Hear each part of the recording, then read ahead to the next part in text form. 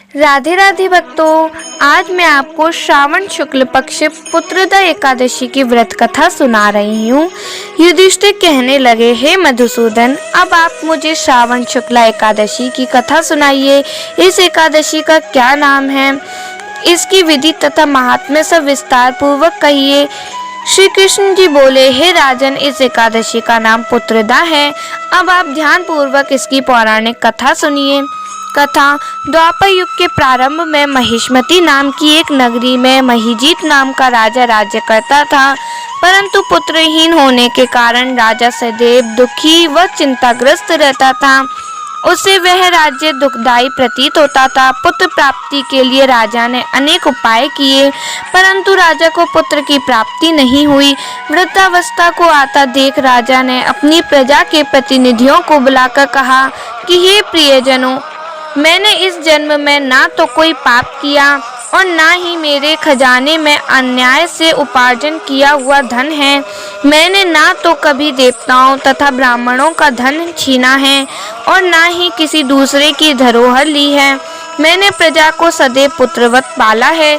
मैंने अपराधियों को पुत्र और बांधवों की तरह दंड दिया है। कभी किसी से घृणा नहीं की, सबको समान माना है। इस प्रकार धर्मयुक्त राज्य करते हुए भी मेरे पुत्र नहीं हैं, इसलिए मैं अत्यंत दुख पा रहा हूँ। इसका क्या कारण है? राजा महिजीत की इस बात को विचारने के लिए मंत्रीगण तथा प्रजा के प्रतिनिधि वन को गए और वन में जाकर वे राजा के हित के लिए किसी श्रेष्ठ तपस्वी की खोज में लग गए। इतने में एक आश्रम में उन्होंने एक अत्यंत वयोवृद्ध, धर्म के ज्ञाता, बड़े तपस्वी, जितेंद्रिय, समस्त शास्त्रों के ज्ञाता महात्मा लोमश मुनि को देखा। तब सबने जाकर ऋषि को प्रणाम किया और उनके सामने बैठ गए। महर्षि लोमश त्रिकालदर्शी थे, अर्थात वे तीनों कालों की बात जानते थे। उन लोगों को देखकर लोमश ऋषि ने पूछा कि आप लोग किस कारण आए हैं? निसंदेह मैं आप लोगों की समस्या के लिए हितकर कार्य करूंगा। लोमश ऋषि के ऐसे वचन सुनकर सब लोग बोले, हे महर्षि, आप अंतर्यामी हैं तथा आप हमारी बात जानने में ब्रह्मा जी के समान समर्थ हैं, अतः आप हमारे इस दुख को दूर कीजिए। इस समय हमारे राजा महिजीत पुत्रहीन होने के कारण अत्यंत दुखी हैं। हम लोग उन्हीं की प्रजा हैं, अतः उनके दुख में हम भी दुखी हैं।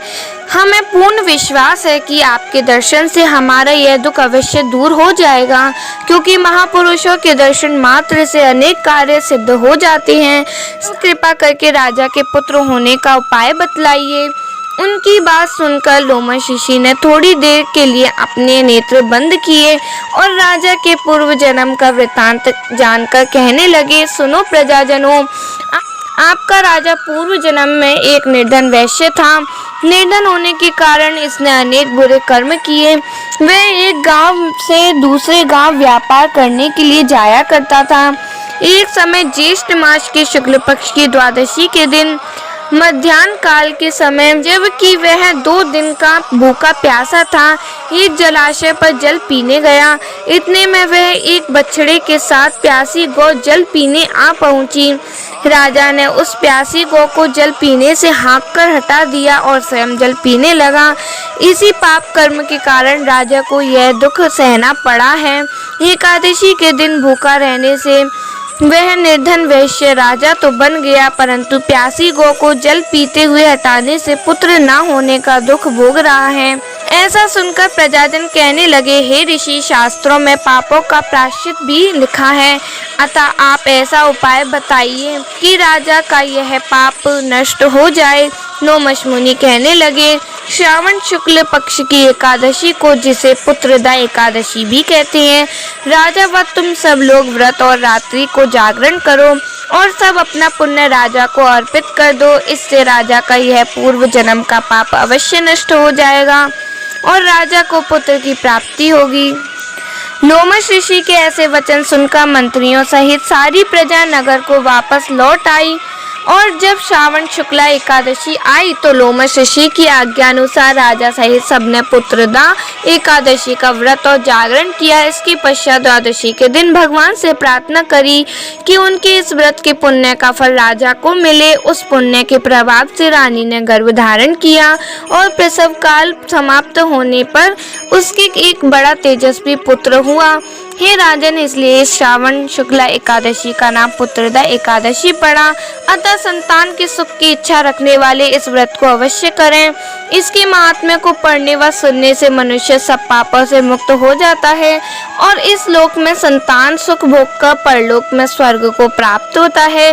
फलाहार, इस दिन गुड़ का सागा लेना चाहिए। गुड़ के पदार्थ, मेवा व मिठाई का सेवन कर सकते हैं। राधे राधे भक्तों।